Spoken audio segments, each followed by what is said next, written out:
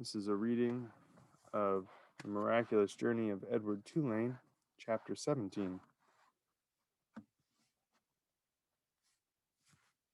Bryce slung Edward over his shoulder. He started to walk. "I come to get you for Sarah Ruth," Bryce said. "You don't know Sarah Ruth. She's my sister. She's sick. She had her a baby doll made out of china. She loved to play with that baby doll.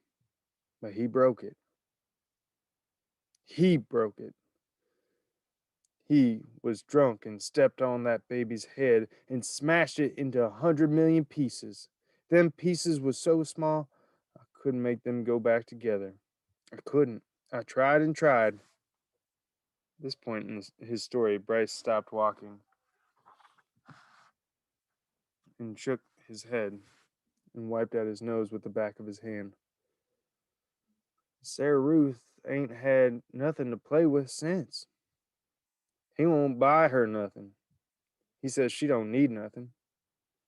He says she don't need nothing because she ain't gonna live. But he don't know." Bryce started to walk again. "He don't know," he said. Who he was not clear to Edward. What was clear was that he was being taken by a child to make up for the loss of a doll. A doll! How Edward loathed dolls. And to be thought of as a likely replacement for a doll offended him. But still, it was, he had to admit, a highly preferable alternative to hanging by his ears from a post. The house in which Bryce and Sarah Ruth lived was so small and crooked that Edward did not believe at first that it was a house. He mistook it instead for a chicken coop. Inside, there were 2 beds and a kerosene lamp, and not much else. Bryce laid Edward at the foot of one of the beds, and then lit the lamp. "Sarah," Bryce whispered. "Sarah Ruth, you gotta wake up now, honey. I brung you something." He took the harmonica out of his pocket and played the beginning of a simple melody. The little girl sat up in her bed and immediately started to cough. Bryce put his hand on her back. "That's all right," he told her. "It's okay." She was young, maybe 4 years old, and she had white blonde hair. And even in the poor light of the lamp, Edward could see that her eyes were the same gold-flecked brown as Bryce's. "That's right," said Bryce. "You go on ahead and cough." Sarah Ruth obliged him. She coughed and coughed and coughed. On the wall of the cabin, the kerosene light cast her trembling shadow, hunched over and small. The coughing was the saddest sound that Edward had ever heard, sadder even than the mournful call of the whippoorwill. Finally, Sarah Ruth stopped. Bryce said, "You want to see what I brung you?" Sarah Ruth nodded. "You gotta close your eyes." Girl closed her eyes. Bryce picked up Edward and held him so that he was standing straight like a soldier at the end of the bed. "All right now. You can open them." Sarah Ruth opened her eyes, and Bryce moved Edward's china legs and china arms so that it looked as if he were dancing. Sarah Ruth laughed and clapped her hands. "Rabbit," she said. "He's for you, honey," said Bryce. Sarah Ruth looked first at Edward, then at Bryce, then back at Edward again, her eyes wide and disbelieving. "He's yours." "Mine?" Sarah Ruth. Edward was soon to discover, rarely said more than one word at a time.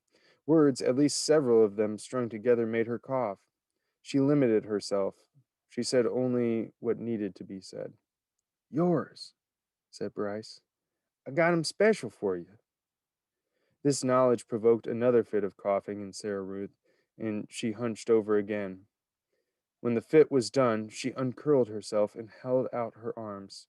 "That's right," said Bryce. He handed Edward to her. "Baby," said Sarah Ruth. She rocked Edward back and forth and stared down at him and smiled. Never in his life had Edward been cradled like a baby. Abilene had not done it, nor had Nellie, and most certainly Bull had not. It was a singular sensation to be held so gently yet so fiercely, to be stared down at with so much love. Edward felt the whole of his china body flood with warmth. "You gonna give him a name, honey?" Bryce asked.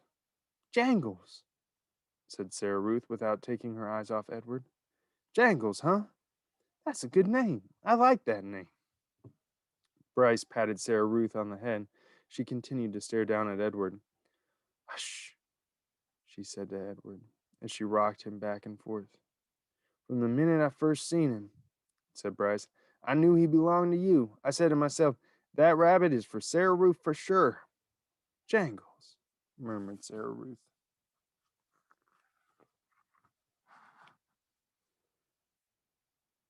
Outside the cabin, thunder cracked, and then came the sound of rain falling on the tin roof. Sarah Ruth rocked Edward back and forth, and Bryce took out his harmonica and started to play, making his song keep rhythm